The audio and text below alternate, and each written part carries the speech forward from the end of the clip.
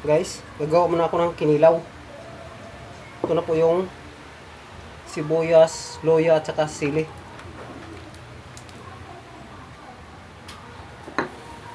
At ang calamansi juice.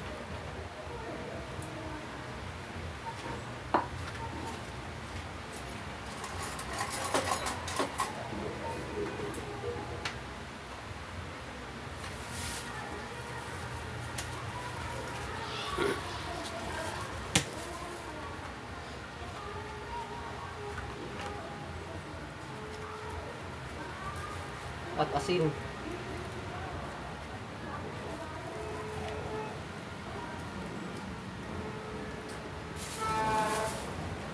At ang pipino.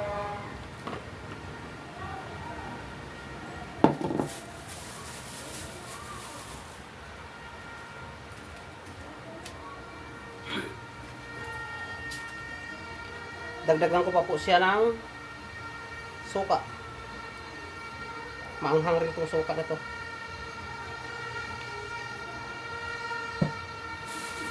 At ang gata. Buksan lang natin po para magamit pa sa sunod. Ilagay lang sa ref.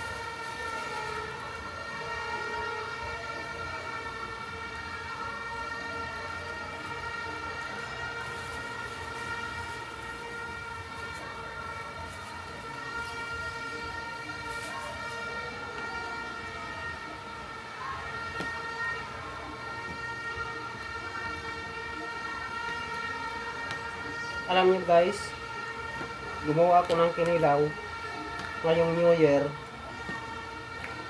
para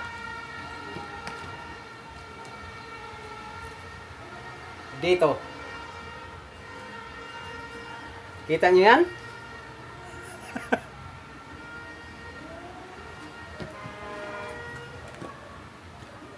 Kasi ganun rin naman eh. Hindi ako umiinom. Sinubukan kong iwasan mag-inom ng alak para hindi matuto mga anak ko. Eh ganun rin. Natangay din sa mga barkada. Kaya hala sige. At masama rin naman sa katawan na wala kang alcohol sa katawan.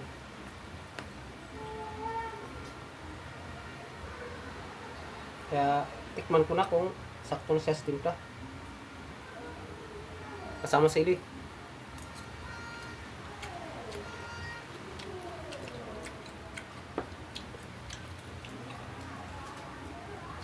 Sabang ko guys.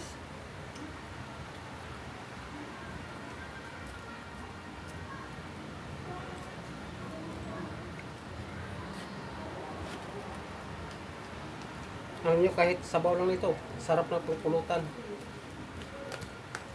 Sakto-sakto to sa alak.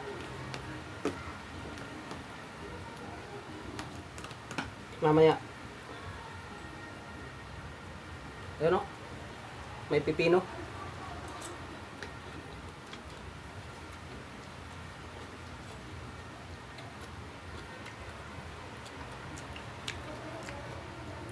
Ang sarap guys. Lalo na pag nandyan yan.